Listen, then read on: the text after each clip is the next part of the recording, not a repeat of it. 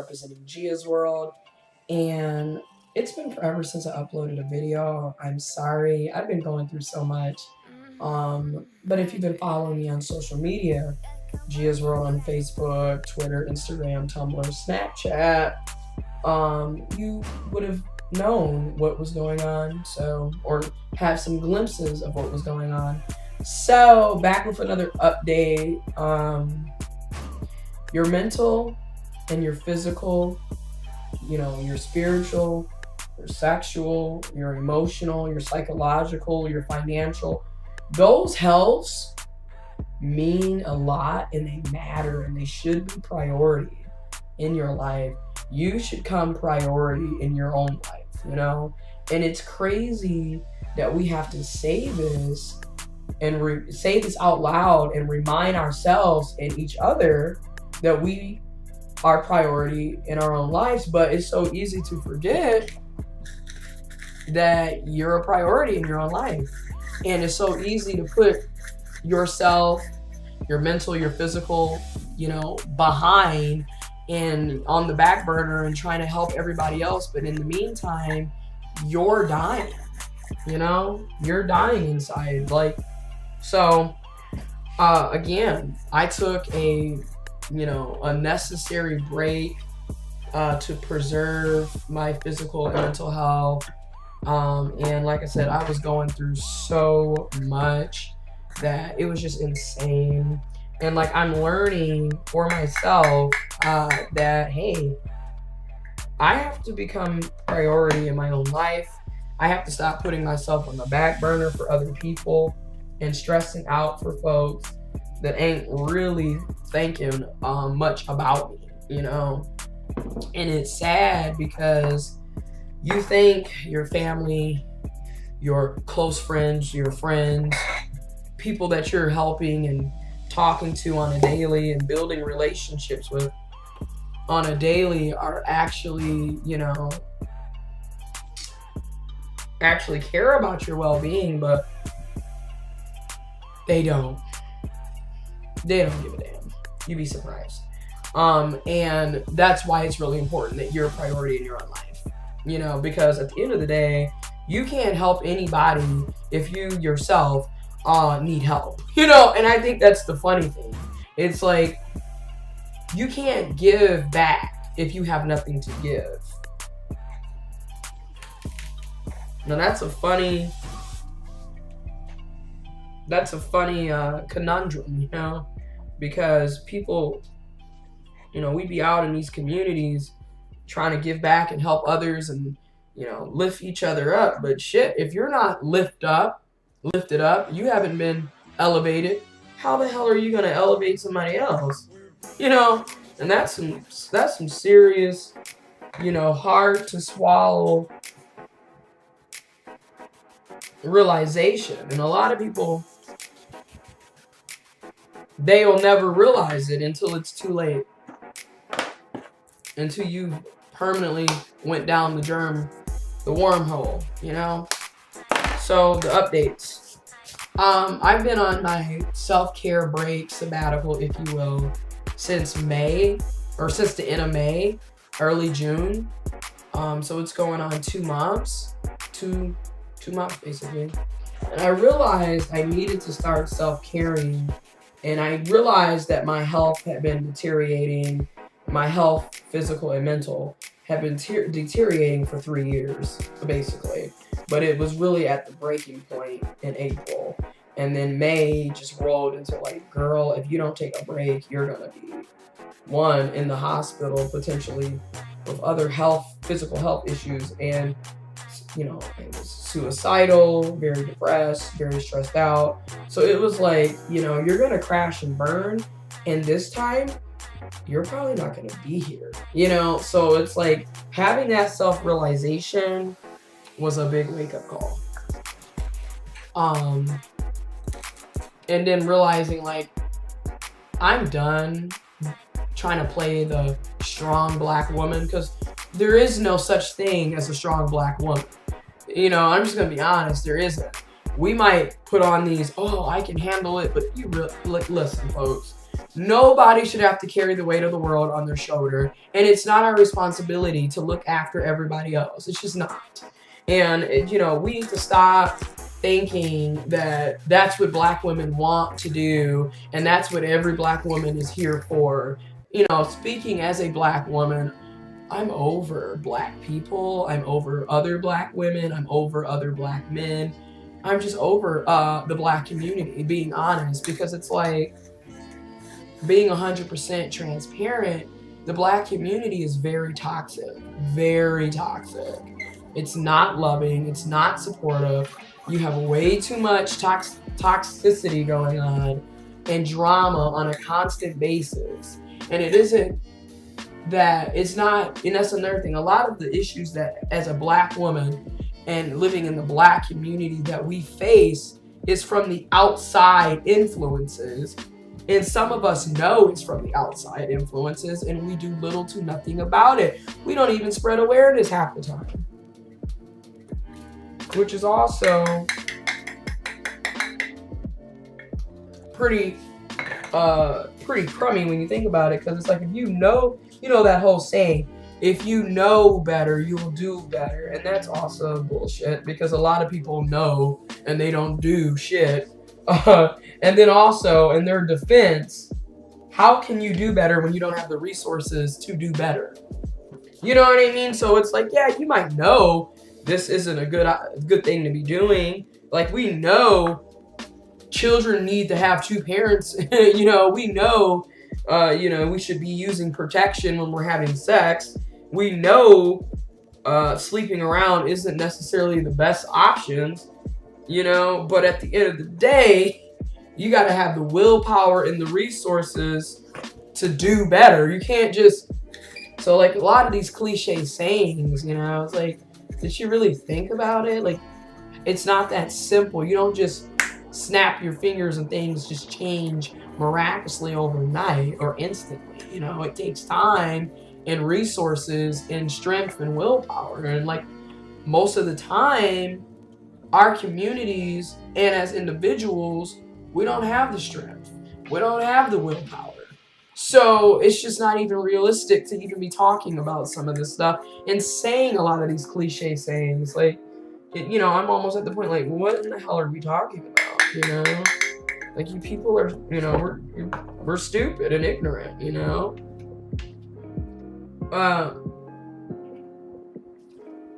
But like I was saying, I'm still on this sabbatical, this break, and I personally do not know if or when. I personally don't know if or when I'll come back.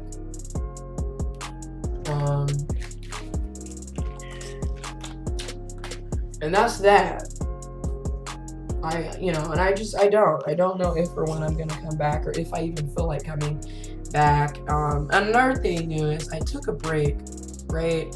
I was tired of working 60 and 70 hours a week consistently. I was tired of driving around the state every single day. It was just a lot. And I was also looking at my own privilege and privileges and where I stand in the social order of things, you know, and being accountable for my privileges. And I'm like, I don't want to be taking up space from other people who would better benefit from this, right? But then at the same time, I'm like, this whole privilege and underprivilege, and, you know, you have more privilege than the other, and they have more than you, and you have less than them, and blah, blah, blah. This whole conversation is very touchy, because on one aspect, yes, privilege is fucking real. It's real. But then on another aspect, who are we to judge someone from the outside in? We don't know what struggles that person has had to endure or are currently dealing with. We don't know shit. But because we're in this social justice mindset, bubble, whatever you want to call it, we've gotten to the point where we just prejudge everybody. And a lot of times you end up becoming what you hate and what you demise. you know, or what you despise. You know, we're not trying to be judgmental, and who are you to judge me, and who are you to enforce your way of living or life on me? But then we turn around and do the same shit. Which brings me to my next point, since this video is over 10 minutes. You are probably the toxic person that you're talking about. Just thought I would throw that out there. Because in this self-care journey, I'm just learning that a lot of times you're the problematic individual. And you need to get your own shit together instead of just focusing on what everyone else is doing. Because oftentimes you're the one that's toxic, negative, problematic, the one judging, the one causing chaos and a muck for everybody else. And it's just like, get your own shit together before you go around telling everybody else what they should be doing. I'm just gonna be real. Because like I have learned through these past 3 years and through this 2-month journey that I'm problematic and toxic as fuck. Like, I'm talking behind other people's backs. I'm talking shit. I'm gossiping. I'm the one who's angry and bitter and emotional and frustrated and stressed out, and you know, and it's like, and then you're complaining about what everybody else is doing when you're doing the same shit. You're doing the same shit. And I don't think, like, I honestly don't think people really, like, I didn't, you know, I personally did it. So I know for a fact other people aren't doing it. And what I'm meaning is, have you ever just sit down and looked in the mirror and like seriously self-reflected on your own behavior, your own life, your own actions? Probably not. Because we live in a culture that's constantly telling us that it's always someone else's fault, it's never your fault, and we live in a culture that has a very has a really bad problem of not being accountable. So there is no self-accountability at all in our society because it's always someone else's fault, and you know, we can always blame somebody for all of our mistakes, because heaven forbid you actually own up to the fact that it's your fault. So I'm dealing with all of that. I make my Facebook statuses on my personal page and my public page, and I make videos, and that's another thing. I haven't really been on YouTube. You know, I haven't. I'll own up to that. I've been on Facebook more than I've been on YouTube. I've been on Facebook, Instagram, Twitter, and Snapchat. Moderately on Tumblr, more than I've been on YouTube, and I've been neglecting my YouTube subscribers and followers and supporters. But then at the same time, another reason why I kind of faded off of YouTube, sometimes I don't be in the mood to edit videos. And like on Facebook, I do a quick 2-minute video or less, sometimes it's longer, but it's no longer than 10 minutes. And I don't have to edit that. And oftentimes it doesn't even get to 8 minutes, let alone 7. And it's just right to the point. And I'm not worried about, ooh, I gotta edit this, ooh, I gotta have an intro, ooh, I gotta have an outro, oh, we need background music. I don't care. I'm just straight to the point, blunt and honest. And then another reason why I like Facebook more than YouTube, more of my followers, supporters, subscribers, friends are on there, and they actually watch the fucking videos, and they share, and they like, and they leave comments, and I can respond to them, and it's just like more of a relationship on there, where YouTube has gone down the fucking drain. Let's just be honest. You got all this damn YouTube police going on. You can't curse, you can't say this, you can't do that. And on one aspect, it's like, yeah, you know, be respectful and, you know, be courteous. But then on another aspect, it's like you're destroying creativity and you're making it very difficult for content creators to really prosper or do anything on this platform. So there's like basically more and more people are finding other ways and other platforms to do their videos on, because like this way, because there's just no opportunity on here. The fact that I've been a YouTuber since, I've had a YouTube account since 2008, but I've been an official YouTuber since 2010. I've had this account since 2013. And, you know, 5 years later, you know, I have over 1,000 subscribers, but I'm struggling to get 50 views on a video. So with that being said, I don't really see the point of wasting my time to come up here. I'm just gonna be honest. You know, the amount of time and effort that goes into shooting these videos and editing these videos, putting music behind, you know, in the background, and trying to put in different transitions and fonts and text, it takes a lot of work and effort.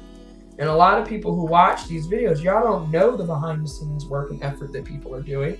And you probably don't care on some of you know. So, you know, I just don't see the point where I can go on Instagram and instantly have over 100 views, 100 likes, 25 comments. You know, I can instantly go on Facebook and have over 1,000 views, 10 to 15 comments, 27 shares. You know, it's just much more of a supportive community on those platforms than YouTube is. And don't get me wrong, YouTube initially was the go-to platform, but not anymore. Let's just be real. And then too, YouTube is just oversaturated. Like, people are literally making the same fucking videos over and over again. Folks are in fake-ass YouTube relationships just to get fucking views. You know, people are doing the same pranks. It's just like, come on. Where is the creativity at this point? And that's YouTube's fault. That's Google's fault. Basically, Google ruined YouTube. Let's just get that fucking straight. Google ruined this platform. This platform has gone to hell since Google has taken over. Like, it's just gone to shit.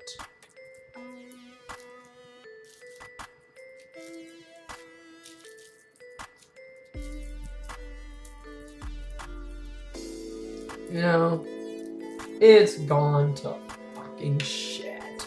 But anyways, this video is getting long. I'm going to be doing more videos eventually. I can't really promise if I'm going to upload. That's another thing.